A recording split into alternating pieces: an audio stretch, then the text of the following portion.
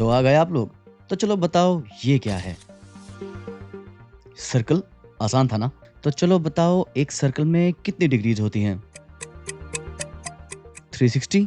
पर सोचो ये 360 की बात आई कहाँ से? हम हिंदू ना बस कहते रहते हैं कि हम हिंदुओं ने ये दिया, हमारे पूर्वजों ने वो कर दिखाया, ना जाने क्या-क्या। जैसे सुधांशु त्रिवेदी जी ने एक महापाप कर दिया, 360 डिग्री को हिंदुओं से जोड़कर, वेदों से जोड़कर, और देश के सभी रेशनलिस्ट क्रिएटर्स को आगे आना पड़ा, विश्व को इस महासंकट से बचाने के लिए।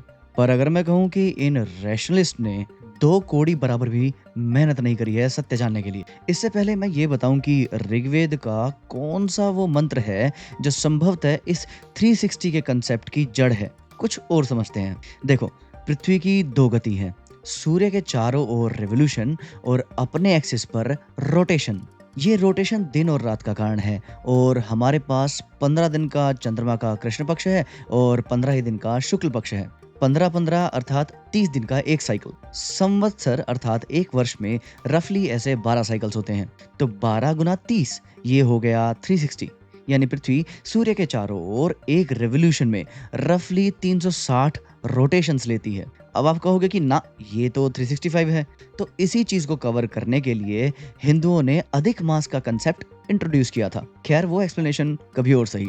अब मैं बताता हूँ कि किस वेद मंत्र में इस 360 का बीज निहित है। ऋग्वेद मंडल 1 सूक्त 164 मंत्र 48। जिस प्रकार किसी यंत्र में द्वादश प्रत्यय 12 परिधियां हो, एकम चक्रम और एक ही चक्र हो और त्रिणी नभ्यानि 3 धुरे पर लगने वाले पट्टे हो, उसको कोई विरला ही ठीक ठीक जान पाता है।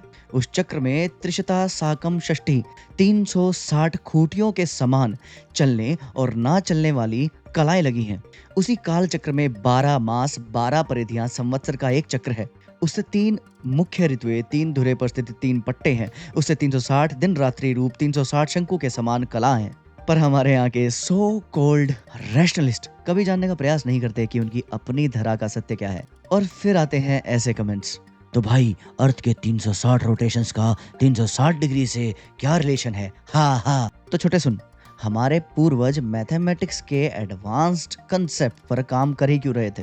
क्योंकि वो लोग वैदिक लोग थे। वेदों में 6 अंग हैं, उनमें से एक को नेत्र कहा जाता है और वो है ज्योतिष, which is mathematical study of planetary motions. यही स्टडीज रीजन थी that they devised entire mathematics.